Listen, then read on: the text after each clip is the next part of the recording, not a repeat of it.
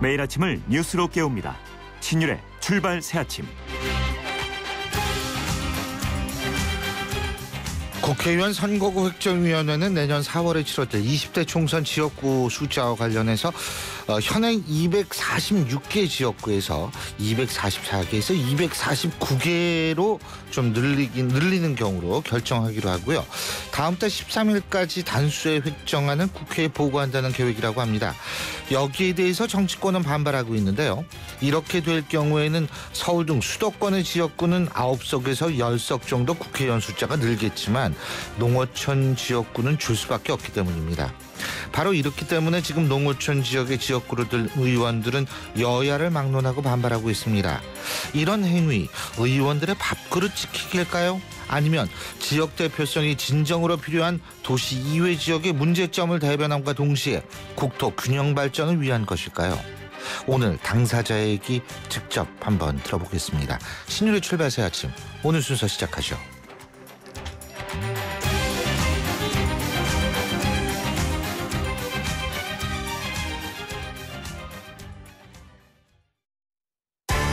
신율의 출발 새아침. 예, 제가 방금 말씀드린 대로 선거구 획정위원회가 지금보다 2석 줄이거나 아니면 3석 늘리는 안을 내놨는데 여기에 상당히 정치권들의 반발이 거셉니다.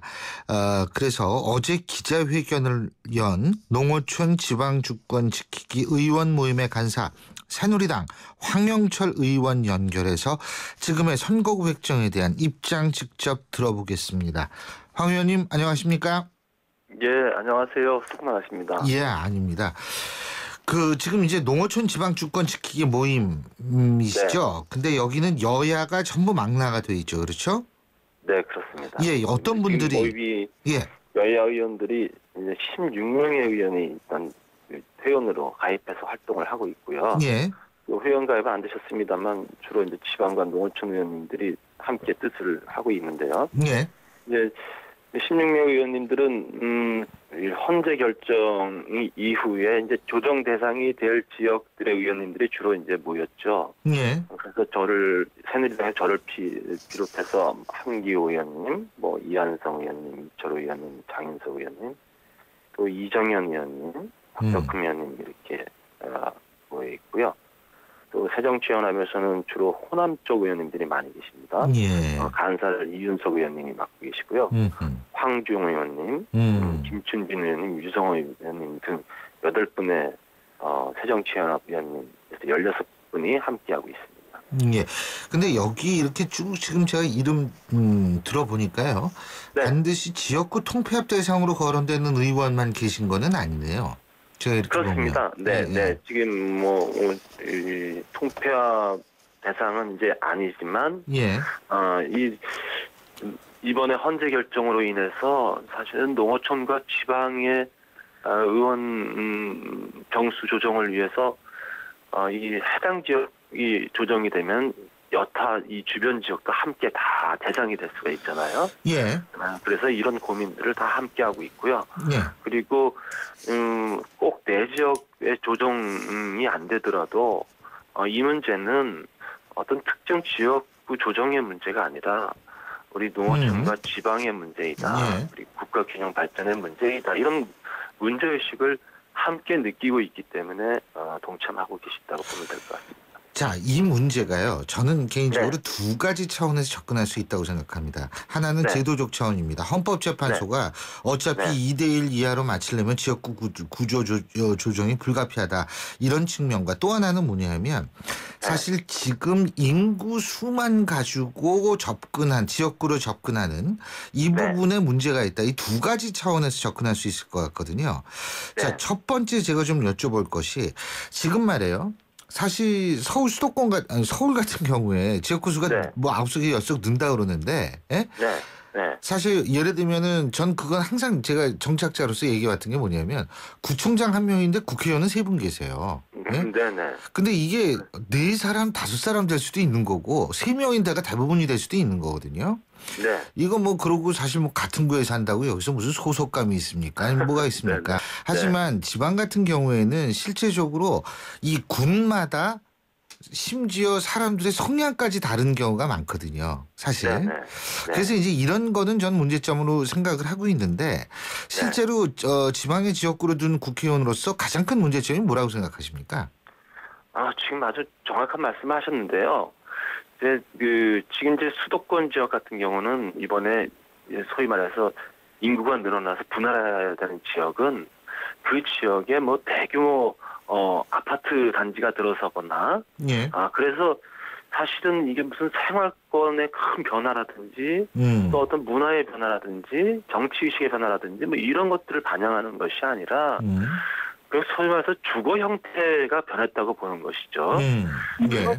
그런 것이 지방에 있어서의 뭐 3만이든 5만이든 7만이든 이런 기초자치단체가 가지고 있는 공고한 독립성이라든지 또 그분들의 생활 문화라든지 그런 지역 대표성이라는 것이 바로 그런 데서부터 나오는 것인데 그렇게 한 개 서수도권의 그런 아파트 단지 자그마한 면적에 있어서 아파트 단지가 들어서서 한 개 지역구가 늘어날 정도의 인구가 유입돼서 한 명의 국회의원을 늘리는 것과 그 반대로 이런 독립적인 생활 형태를 가지고 있는 자치단체가 3개, 4개도 모자라서 5개를 만든다는 것과 비교했을 때 국민들이 과연 어느 쪽에 국회의원을 원하겠느냐. 저희들은 이런 관점이죠. 그래서 그런 것들이 바로 지역 대표성이라는 것을 통해서 분명히 보완되어지고 대표져야 되는데 이번에 헌재 결정은 인구 기준만을 인구 기준만에 대한 헌재 결정이죠. 그리고 헌재 결정을 기계적으로 우리나라 모든 선거구의 2대1을 엄격히 적용하라는 것으로 저희는 해석하지 않습니다. 그래서 가능하면 2대1 기준을 맞추더라도 농어촌의 대표성 그리고 우리나라 국가균형 발전을 위해서 정치권에서 이러한 배려는 특별히 필요하다고 해서 몇 개의 선거구를 이 보완적 측면에서 특별 선거구로 만드는 것은 전혀 헌재의 결정에 위반하는 것도 아니다라고 저희들은 보고 있는 거죠. 그런 측면에서 어떤 저희들이 이런 측면에 대한 주장들이 국회 여야에서 받아들여지고 또 획정위원님들과의 간담회도 가졌습니다만 획정위원님들께서도 심정적으로 많은 부분에서는 동의를 하세요. 하는데 이걸 기술적으로 어떻게 방법을 찾을 것이냐 이제 이런 디테일의 문제가 있어서 그런 측면에 있어서는 좀 더 얘기를 나눠야 될 것 같습니다. 사실 말이에요. 저도 이거 네. 이렇게 보면은 네. 뭐 예를 들면은 강원도 철원, 화천, 양구, 인제 이런 데 있잖아요. 네네. 이런 데는 전국에서 면적이 제일 넓고 서울에서 제일 작은 지역구 중 하나가 이 중량 가불인데 중량 가불하고 철원, 화천, 양구, 인제 이 하나의 지역구하고 비교를 하면 땅 크기만 비교한다면 446배 차이가 나거든요. 예? 네네. 그렇게 네. 그렇죠. 그리고 또 뭐 쉽게 얘기하면은 서울 면적에 지금 말씀하신 그 철원, 화천, 양구, 인제가 약 7배가 넘고요. 저희 지역만 보더라도 4.7배입니다. 서울 면적이에요. 그리고 서울에서 48명의 국회의원을 뽑잖아요. 예. 그래서 48명의 국회의원을 뽑는 지역보다도 7배, 4배 이상 넓은 지역도 모자르니 인구가 모자르니 다른 지역을 더 붙여라. 그럼 결국 서울 면적의 10배에 해당하는 지역구가 탄생할 수밖에 없거든요. 그럼 면적만으로 보면은 서울 면적의 10배면은 인구 면적만 따져서는 480명을 뽑아야 되는 국회의원 면적이 되는 거예요. 그래서 사실은 이렇게 분명한 문제점이 있고 그리고 한 사람의 국회의원이 그 광활한 지역구와 많은 자치단체 수를 현실적으로 관리할 수밖에 없잖아요. 예. 그러면 그렇게 그런 면적을 관리해야 되는데 드는 시간과 비용 또 그 지역의 주민들이 받아야 되는 국회의원으로부터 받아야 되는 어떤 정치적 서비스라든지 이런 측면을 생각했을 때 과연 이런 것들을 충실하게 하기 위해서라면 국회에서 주어진 의정활동은 또 잘할 수 있을 것이냐. 이건 수도권에 있는 국회의원님들하고 또 틀릴 수밖에 없잖아요. 그래서 이런 부분도 우리 정치권에서 고민이 돼야 된다고 생각합니다. 물론 지역 대표성이 다 필요하죠 모두. 하지만 네. 이제 특히 서울 이외 중앙에서 거리가 멀어질수록 지역 대표성이라는 것이 그 지역 주민들한테는 굉장히 중요한 의미를 갖게 되는 것은 확실한데 네. 문제는 그렇게 광활한 지역구를 뒀을 경우에요. 네네. 이게 교통수단과 그죠? 네. 교통수단과 커뮤니케이션 수단 이것들이 어느 정도 그 지역에 확보가 돼서 어느 정도 활발하고 활성화됐느냐 지역 주민들끼리 사실은 네네. 이런 것도 고려가 돼야만 사실은 네. 정확한 지역 대표성이 돼야 되는 거거든요. 될 수 있는 거거든요. 어떻게 네. 판단하십니까? 지역에 있어서의 커뮤니케이션 수단, 교통 수단 이런 거에 있어 그 활성화 정도를요. 저희들이 이제 수도권의 경우에 있어서는 이제 작은 면적 내에 한 지역구가 형성되고 거기는 뭐 있습니다. 필요가 없죠. 네, 커뮤니케이션 예, 예, 걸어가도 예. 되는데요. 뭐. 네, 그렇습니다. 그런데요. 근데 저희 지역만 보더라도 제 지역만 보더라도 지역구 끝에서 끝을 가는데 차로만 가도 한 2시간 반 정도가 걸립니다. 그러니까 또 지역에서 여러 가지 이제 국회의원이 지역 주민들과 소통하기 위해서 이제 네. 행사라든지 어떤 모임을 갖게 되잖아요. 예. 근데 그러면 행사에 참석하기 위해서도 상당한 부분을 차로 이동을 해서 또 예. 행사에 참석을 해야 되고요. 예. 또 지역 주민들이 국회의원과 뭐 간담회를 갖거나 또 어떤 국회의원과 관련된 행사를 하더라도 지역 주민들이 또 상당한 또 시간과 비용을 들여서 또 이렇게 모여야 되는 그런 것들이 아직 있는 거잖아요. 예. 그래서 이럴 때 과연 그 지역구가 주민들이 그런 부분들을 소화해낼 정도의 지역구로 짜여져 있느냐라고 보면은 그래도 지금은 아마 좀 수용할 만하다 하는데 그러면서도 굉장히 지역 주민도 불편을 많이 느끼시는데 여기다가 이제 더 인구가 모자라니 다른 지역까지 포함해서 하라 그러면 그분들 같은 경우는 더더욱이 이 말이 안 되는 상황이 된다고 생각하는 거죠. 그래서 뭐 저희 지역 주민들은 당연하게 얘기합니다. 이게 인구가 모자르고 또 면적은 넓은데 제대로 우리가 국가로부터 혜택받지 못하고 시골에 사는 것도 억울한데 이제 국회의원까지 더더욱 인구가 부족하니 다른 데와 합쳐라 하는 게 말이 되느냐. 분통이 터진다. 그래서 우리 얼마든지 우리는 시간 내서 올라갈 테니까 서울에 가서 한번 우리 크게 한번 목소리라도 내보자. 이제 이런 움직임들이 많이 있고 저한테 그런 요구들을 많이 문제예요. 합니다. 왜 안 하느냐고요. 그래서 저희들은 우리가 합법적인 틀 내에서 최대한 노력을 하고 있다. 그리고 결정을 좀 더 기다려보자. 이렇게 이제 말씀드리고 달래고 있죠. 그게 문제입니다, 사실. 네. 이게 서울 같은 경우에 뭐 내가 사는 지역에 뭐 국회의원이 2명이든 3명이든 4명이든 5명이든 그거 신경 쓸 사람 없거든요. 근데 이제 그게 그만큼 의사 표출의 기회가 저는 많고 중앙으로부터의 네. 접근성이 용이하기 때문에 그렇다고 생각하는데 네. 이게 지방은 그렇지가 않으니까 이제 이게 문제인데 야 이거 진짜 걱정. 하여간 지금 우리가 쭉 문제점을 훑어봤는데 헌법재판소가 일단은 결정한 거니까 이걸 어떻게 해야 된다고 보세요? 그러니까 이제 헌법재판소가 이런 헌재 결정을 내린 취지는 일단 지금 국회의원 선거구에 이제 여러 가지 문제점이 있다고 내린 그 헌재를 심판하신 분들이 딱 꼬집어서 3대1의 문제가 있다라고 이 헌재 청구를 한 게 아니거든요. 예. 헌재 청구를 한 이유들을 보면은 지금 충청도와 호남의 문제를 가지고 헌재 청구를 했고요.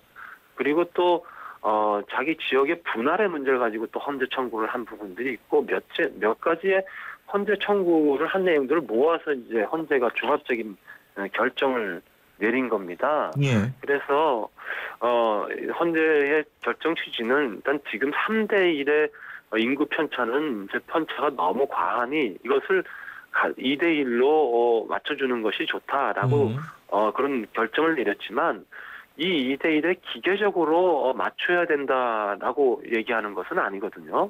그래서 저희들은 2대1의 결정 취지를 존중하기 위한 선거구 조정을 해야 되겠지만 이렇게 2대1로 맞추는 과정에서 나오는 여러 가지 또 다른 정치적인 여러 가지 또 국가 발전에 있어서의 문제점 이런 문제점들이 있으니 이런 부분들은 국회에서 입법 재량으로 극히 예외적으로 적용하면은 저는 헌재 결정에 전혀 위반하지 않는다고 봐서요. 그래서 저희들이 농어촌 선거구를 유지시켜 줄 수 있는 방법으로서 많은 고민들을 해왔고 논의들을 좀 해봤습니다. 그러면 인구 기준을 엄격히 적용하는 방법으로는 도저히 지방과 농어촌의 의석수를 유지시켜 줄 수 있는 방법이 없는 거죠. 그러다 보니까 선거구를 획정위에서 이렇게 너무 과다한 지역이 한 선거구가 되는 이런 선거구 획정이 불가피한 지역이라든지 또 이 선거를 지역구를 이렇게 분할하다 보면은 오히려 이 인구를 맞추는 것이 게리맨더링의 기형적 선거구도가 나올 수도 있는 이런 지역들의 특별 선거구의 형태로 인구는 그래도 지금 현재 10만 이상 정도는 되지만 영토 면적이 너무 광활하다거나 그다음에 선거구 획정이 아주 매우 어려운 경우에 있어서 네. 농어촌 특별선거구를 채택해서 풀어주면 일종의 이것이 선거구 획정의 조커 같은 역할을 하면서 선거구 획정을 용이하게 하고 또 지역 주민들의 의견도 어느 정도 반영할 수 있지 않을까 이런 차원에서 이제 그런 의견을 낸 것입니다. 예, 특별선거구제도 이제 그런 취지인가요? 네네네. 예. 그러니까 어쨌든 제가 볼 때는 지금 인구만 가지고 얘기를 하는데 사실은 네. 중앙 정치로의 접근성 이게 이제 지역 대표성의 가장 중요한 부분 중에 하나인데 네. 이 중앙으로의 접근성 요거 따져야 되고 그 네. 지역 내에서의 교통과 커뮤니케이션 수단의 활성화 정도 그리고 네. 그것이 어느 정도 이용되는가 이런 부분 왜냐하면 지방에 내려갈수록 또 어르신들이 많기 때문에 실제로 네. 커뮤니케이션 수단을 제대로 활용하지 못하는 경우도 있거든요. 그러니까 이제 그렇습니다. 그러한 활성화 정도 이런 것들을 사실 종합적으로 좀 따져야지 합리적인 것이 되지 않을까 이런 생각은 분명히 들긴 듭니다. 예. 공직선거법 제25조 1항에 보면은 예. 선거구를 획정함에 있어서 인구 또 행정구역 예. 또 지세, 교통 여건을 고려하여 예. 획정한다 이렇게 되어 있어요. 예. 그러니까 헌재 결정은 이 인구와 관련된 결정을 내린 거라고 보고요. 저희들은 행정구역과 또 교통 여건과 지세 이런 것들에 대한 구체적인 고려가 이제는 돼야 될 때가 됐다고 보는 것이죠. 바로 그런 지금 말씀하신 바로 예. 교통 여건이라든지 지세라든지 바로 그런 것들이 그렇죠. 지금 신현 선생님이 말씀하신 그런 부분이라고 저희들은 보고 있는 그렇습니다. 그리고 네. 이제 커뮤니케이션 수단 요새 인터넷도 많이 발달했다 그러는데 중요한 거는 세대별로 인터넷에 대한 접근성이 굉장히 차이가 많이 나거든요. 그러니까 네. 실제로 지방에 계신 분들의 연령대가 높다라고 얘기했을 때에는 그 네. 접근성에서도 차이가 날 수밖에 없기 때문에 그런 것도 사실은 고려가 돼야지 이게 지역 대표성뿐만이 아니라 세대별 대표성도 좀 이루어지지 않나 이런 생각이 들기 때문에 말씀드린 거고요. 네네. 그거 어쨌든 빨리 결정이 좀 나야겠네요. 그죠? 어떤 식으로든 네네. 결론이. 예. 어쨌든 네네. 앞으로 계속 노력하실 거라고 믿고요. 오늘 말씀 여기까지 네. 듣겠습니다. 감사합니다. 네, 감사합니다. 예, 지금까지 농어촌 지방주권지키기 의원 모임의 간사시죠. 새누리당 황영철 의원이었습니다. 자, 지금 7시 33분 34초 지나고 있는데요. 교통 상황 알아보겠습니다. 김미란 캐스터.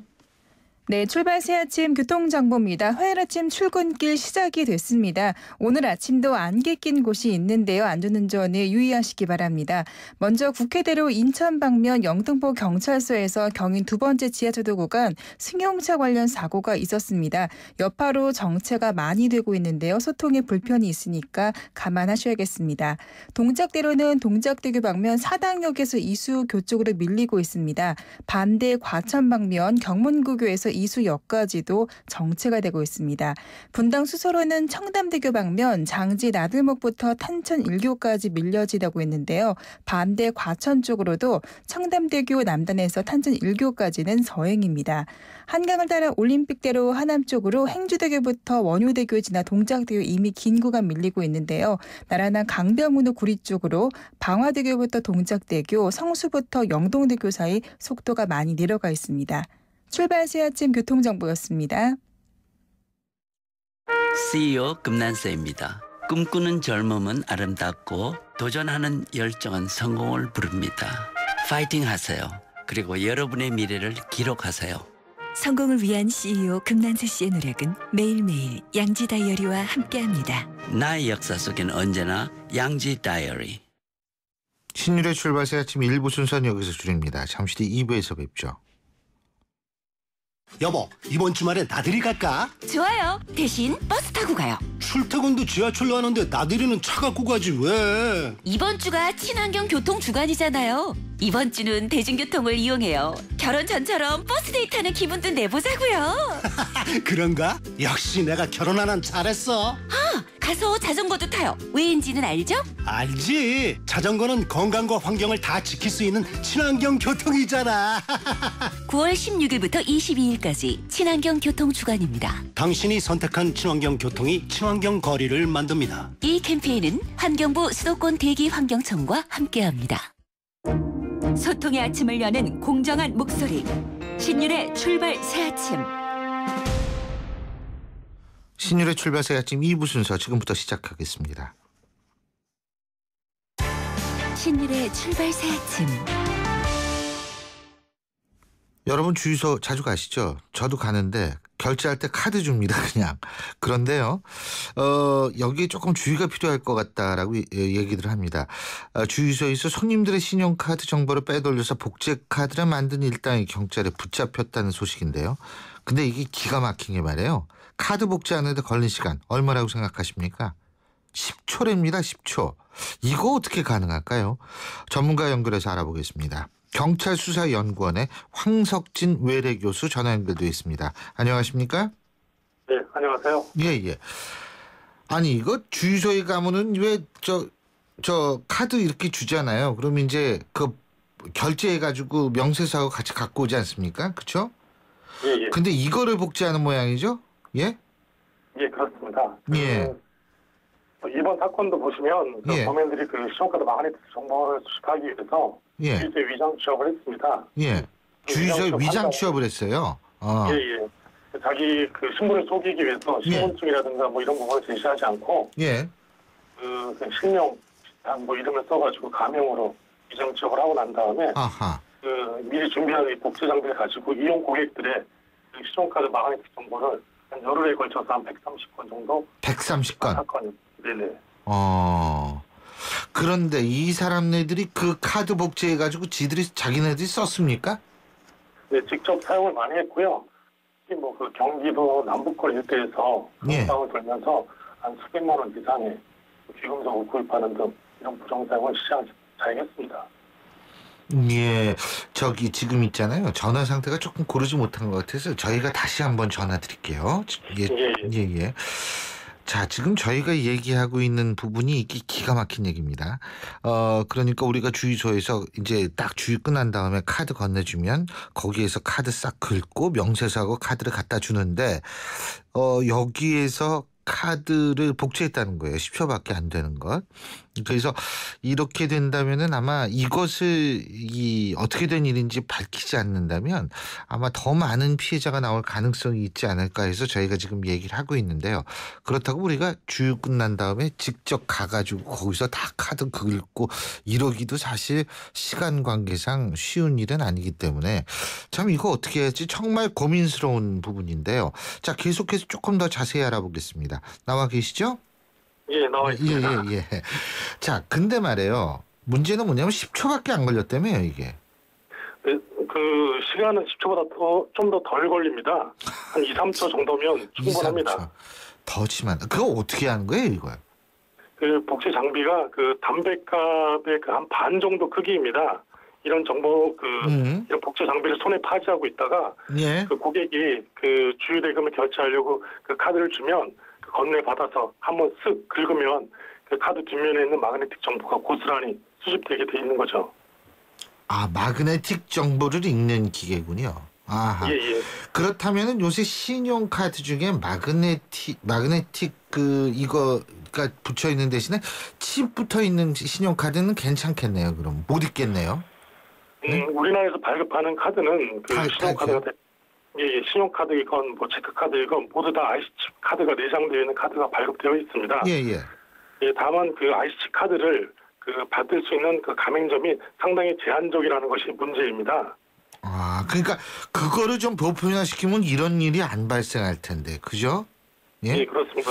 아무래도 그 IC카드 단말기 인프라 구축이 상당히 좀 숙제로 남아 있는데요. 네. 올해부터는 이제 그 법이 바뀌어서 7월 21일부터는 그 IC카드 단말기 사용이 의무화되었습니다. 다만 이제 기존에 있는 가맹점이 3년이나 유예 기한을 두었기 때문에 그 유예 기간에 속해 있어서 그 아직까지 그 카드 신용카드 마그네틱 정보가 계속 그 위험에 노출되어 있다고 보시면 됩니다. 예, 그렇군요. 근데 뭐 지금 카드 보면은 그러니까 3년이란 유예 기간 때문에 이제 마그네틱하고 IC 칩이 동시에 붙어 있는 카드들이 대부분이잖아요. 근데 앞으로 이제 마그네틱이 없어지는 추세일 텐데. 근데 말이에요. 어쨌든 뭐 3년이 남았다 그러셨으니까 이게 답답한 문제인데 손님들은 그게 전혀 알아차릴 수가 없는 거죠. 이렇게 되면. 그죠? 네. 아, 그 이게 참- 일반 이용 고객들이 복제 장비가 어떻게 생겼는지 전혀 모릅니다. 예. 그리고 범인들이 단순하게 손에 복제 장비 들고 있다고 해도 저 장비가 무슨 용도로 사용되는지 전혀 알 수가 없기 때문에 특히 또 그 종업원이 이상한 행동을 해서 뭐 그 복제 장비에다가 카드를 긁는다든가 이런 행동을 하더라도 그 단순하게 그 카드 마그네틱 청소기다 뭐 이런 식으로 주장하는 경우가 상당히 많거든요. 범인들이. 그렇기 때문에 야, 참. 와, 이용 고객들도 예, 전혀 그 눈치를 못 채고 넘어가는 경우가 상당히 많이 발생합니다. 근데요, 교수님, 이게 카드 복제기 같은 거 ATM 있잖아요. ATM 같은 경우에도 이런 복제기를 그 설치할 수 있는 거죠. 기존에 이제 올해 몇 번 그런 사고가 발생했는데요. 그렇죠. 예. 예, 그 ATM기 투입구에다가 예. 복제 장비를 부착합니다. 좀 비슷한 모양을 해가지고 그리고 예. 그 ATM기 그 부스 위에다 몰래 카메라 설치해서 이용 고객의 그 신용카드 마그네틱 정보와 그리고 그 비밀번호 수집한 다음에 해외 가서 예금을 부정 인출한 사건이 좀 있었죠. 야, 이거 진짜 큰일인데. 이거 그러니까 빨리 결국은 유일한 정답이라는 건 IC 칩이 붙어 있는 카드. 이거를 그 받을 수 있는 가게들이 늘어나는 것. 거의 전부가 이 IC 칩으로 들어있는 카드만 받을 수 있게 하면 없어지겠네요. 그죠? 네, 국내 환경이 이제 그게 다 바뀌면 예. 국내에서는 이제 IC 칩 거래가 이제 활성화될 테고요. 예. 다만 이제 국내뿐만 아니라 전 세계가 같이 IC 카드 그 단말기가 보급이 돼서 활성화된다면 전 세계에서 이런 복제 사고는 그 자체를 감출 것입니다. 근데 외국 같은 경우에도 아직 마그네틱 카드로 사용하는 경우가 더 많은 모양이죠? 네, 뭐 북미라든가 유럽 지역에서는 아직까지 마그네틱 카드를 상당히 선호합니다. 그리고 동남아시아 같은 경우에도 마그네틱 카드 플러스 뭐 비밀번호 두 가지 방법으로 결제가 이루어지고 있기 때문에 아직까지는 전 세계 자체가 그 마그네틱 환경이라고 이렇게 보시면 될 것 같습니다. 지금 교수님께서 중요한 해결책 하나 말씀하신 것 같은데 결제할 때 마그네틱 카드 플러스 비밀번호로 한다면 3년간의 과도기 동안 조금 사고가 줄어들지 않을까요? 이제 비밀번호 사용하는 그 자체도 예. 상당히 좀 위험한 겁니다. 만약 비밀번호까지 같이 동반돼서 누출했다 그러면 그 피해는 상당히 걷잡을 수 없어지는 거죠. 지금은 다만 이제 마그네틱 정보만 가지고 가맹점이 사용할 때는 그 대면에 의한 범죄가 발생하지만 만약 비밀번호까지 같이 그 동반돼서 수집이 되면 비대면 범죄가 상당히 많이 발생이 되는 거죠. 그러면은 ATM기 범죄 자체가 지금 비대면 범죄 하나거든요. 예. 야, 이거 그러니까 조심해야겠네요. 그죠? 3년 정도는. 예. 예. 잘 알겠습니다. 오늘 말씀 여기까지 듣겠습니다. 고맙습니다. 예, 감사합니다. 지금까지 경찰수사연구원의 황석진 외래 교수였습니다.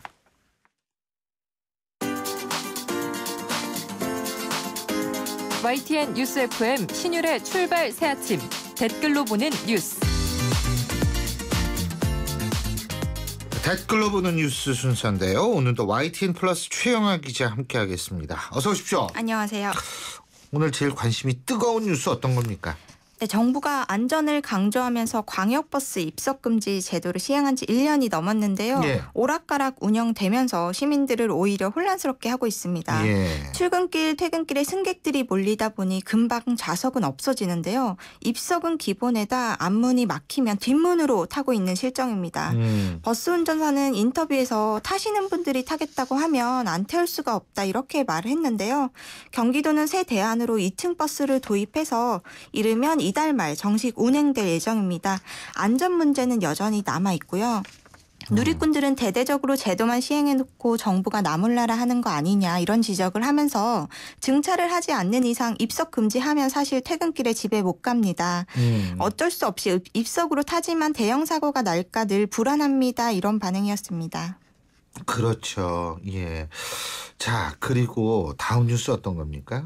네, 추석이 일주일 앞으로 다가왔는데요. 예. 고속도로에서 겪을 교통체증 생각하면 마냥 즐겁지는 않죠. 우리 최 기자도 어디 가요? 네, 가죠. 네. 어디 가요? 울산 갑니다. 울산? 네. 사투리 하나도 안 쓰는데 울산. 울산. 야, 위장을 잘하네. 우리 최 기자도. 네. 그런데 지난해 추석 당일에 516만 대의 차량이 전국 고속도로를 이용해 역대 최대 교통량을 기록했는데 예. 올해도 비슷한 수준일 것으로 예상됐습니다. 예. 예, 많은 연구자들이 도로가 막힌다고 이리저리 차로를 바꿔가며 운전하거나 차선을 유지하며 가도 사실 목적지에 도달하는 시간에는 큰 차이가 없다고 말합니다. 예. 고속도로 차량 영상을 분석해 봤는데 많은 운전자들이 자신이 차로를 바꿔서 다른 차를 앞서간 것보다 옆 차로에서 자기를 앞질러 간 차들이 더 많다 이렇게 인식을 했는데요. 왜 그런가 보니까 그 꽉 막힌 도로에서는 소통이 원활할 때보다 옆 차로를 지켜보는 시간이 더 많기 때문에 이런 심리가 작용한다고 합니다. 그렇지. 남의 떡이 더 커 보인다 이거죠. 그렇죠. 빨리 더 가는 것 같죠. 누리꾼들은 나 하나쯤이야 하는 생각이 교통체증을 사실 만드는 것 같다. 이 올 연휴에는 좀 느긋하게 한번 가봅시다. 이런 반응이었습니다. 그렇죠. 아, 그리고 이 빨리 가는 차 있잖아요. 왔다 갔다 하면서 차선 바꿔가지고. 네. 근데 한 차선만 해서 쭉 가보면은 바로 왼쪽 차선 저 앞에 있어요. 네, 곧 만납니다. 그러니까 예, 빨리 가는 척을 할 뿐이지 빨리 가는 게 아니라는 거예요. 그거 아주 중요한 말인데. 자, 다음 얘기해 보죠. 네, 탈북자 정착 지원에 써달라며 용돈을 모아서 탈북자 지원 기관에 기부한 초등학생들이 있습니다. 경인 교대부설초등학교 재학생 656명은 이달 1일부터 14일까지 용돈과 심부름값 249만여 원을 모아서 탈북자들의 안정적인 정착에 써달라 이러면서 통일부 산하 남북 하나 재단에 전달했는데요. 탈북민들은 북한에서 힘들게 온 우리 동포라면서 우리나라가 좋은 나라라고 생각했으면 좋겠다 이렇게 기부 소감을 밝혔습니다. 누리꾼들은 아이들이 어른들의 거울이네요. 생각이 기특한 아이들이다. 아이들한테 오히려 배운다. 이런 반응이었습니다. 예. 우리가 사실 이 어린 학생들이 모은 것이 돈이 아니었으면 좋겠어요. 물론 돈을 모았지만 돈이 아니라 네. 우리 사회에서 존재하고 있는 불필요한 편견과 불필요한 차별 이러한 것들을 모아서 쓰레기통에 버리는 바로 그런 의미였으면 좋겠다는 생각이 듭니다. 자, 다른 뉴스 알아보죠. 네, 대리기사가 차주인과 다툼 끝에 도로 한가운데서 차를 두고 떠났을 때 술에 취한 운전자가 잠깐 운전을 하면 죄가 될까? 이 판결이 나왔는데 위험한 상황을 피하기 위한 긴급 피난에 해당한다면 죄가 아니라는 겁니다. 지난 2013년에 송모 씨는 경로 문제로 두고 대리기사와 말다툼을 벌이다가요. 대리기사가 차를 버리고 내려버리는 바람에 음주 상태에서 10m가량 떨어진 도로변까지만 차를 몰았는데요.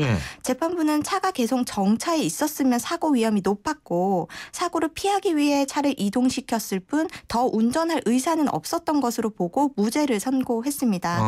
누리꾼들은 아무리 화가 나도 위험하게 차를 두고 간 건 상식 이하라면서 대리기사를 질타하긴 했는데요. 오죽했으면 그랬나 싶기도 하지만 위험한 보복은 심한 거다. 이런 반응을 보이셨고 이런 기사 보고 사실 음주운전해도 괜찮다고 생각하는 사람이 있을까 봐 좀 겁은 난다. 이런 분도 있었습니다. 예, 근데 사실 이거 대리기사 분이 좀 잘못은 했지만 두 분이 왜 싸웠는지는 왜 화가 나서 여기를 떠났는지는 그건 또 다른 문제로 한번 생각을 해봐야 될 것 같아요. 대리기사 하시는 분들 참 고충이 많긴 많거든요. 그러네요. 그래도 이렇게 하면 안 됩니다. 예, 오늘 말씀 여기까지 듣죠. 고맙습니다. 고맙습니다. 예, 지금까지 YTN 플러스 최영아 기자였습니다. 9월 쉐보레의 디젤 차종을 특급 조건으로 만날 수 있는 절호의 기회. 크루즈 말리부 올란도 캡티바 디젤 차량 구매 시 최대 3년 무이자 할부 또는 최대 344만 원 할인, 개별 서비스 인하분 포함. 전시장에서 드라이브 쉐보레 시승에 참여하시고 푸짐한 경품까지 받아가세요. 9월 한 달간 전시장 및 홈페이지 참조. Chevrolet, find new roads. 하나와 외환이 하나가 되어 대한민국 1등은행이 되었습니다. 이제 대한민국과 하나가 되어 세계 인류은행이 되겠습니다. 대한민국 금융 만세. 세계적인 대한민국 1등은행 KEB 하나은행. 인생만큼 소중한 당신의 자산. 공부하지 않는 PB가 제대로 관리할 수 있을까요? 8개월 합숙 교육으로 신입부터 진짜 PB로 키우는 대우증권 PB사관학교. 진짜를 키운다. KDB 대우증권. 30분째 결제창 앞에서 씨름 중인 지혜 씨께 이 노래를 바칩니다. 내어서 무왔잖아. 성화를 바치어 무왔잖아. 니나노. 쇼핑이 즐거워지니까 니나노. 간편 결제도 티머니도 페이코. 신율의 출발 새 아침 2부 순서는 여기서 줄이고요. 전 8시 10분, 그러니까 여러분 8시 뉴스 들으신 이후에 다시 찾아뵙겠습니다.